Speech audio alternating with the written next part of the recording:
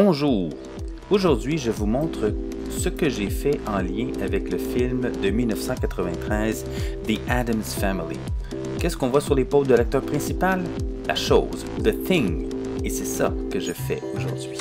Je vous présente le personnage que j'ai décidé d'imprimer.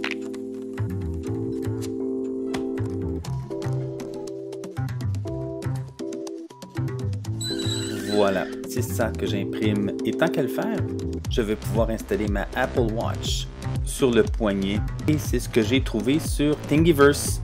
Quelqu'un a fait le design d'une main avec un emplacement pour y insérer le chargeur.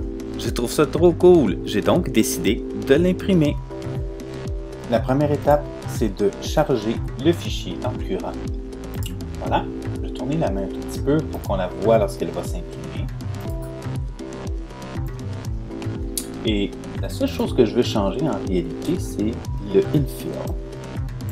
Si je change la vue pour Layer View et que je descends à l'intérieur de l'objet, ce que vous voyez à l'intérieur, c'est le remplissage. Et ce que je choisis comme remplissage, c'est celui-là.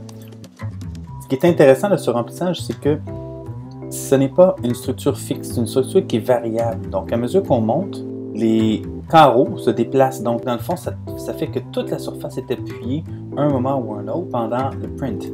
Ce qu'il me reste à faire, c'est d'envoyer ça vers mon imprimante et démarrer le print. C'est vraiment la seule chose que j'ai changée dans Cura.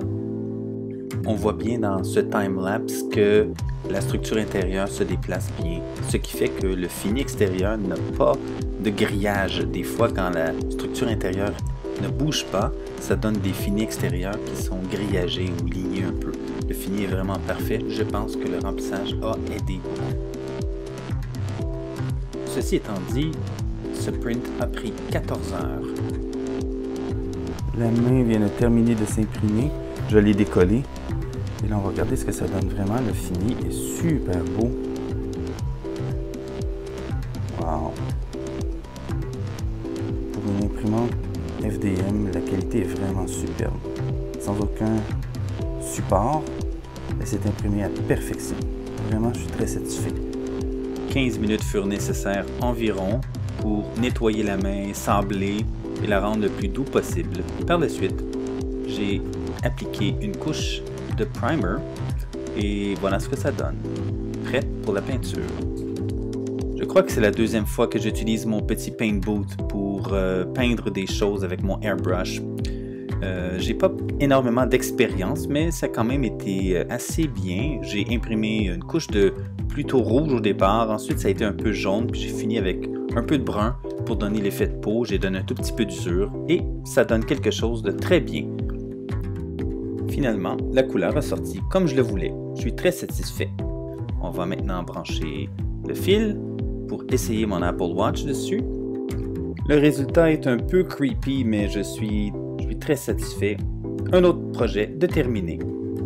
Si vous aimez ce que je fais, abonnez-vous à mon channel pour ne rien manquer, partagez abondamment et donnez-moi des commentaires. C'est toujours intéressant de savoir ce qui vous intéresse de voir pour les prochaines vidéos peut-être. Bye!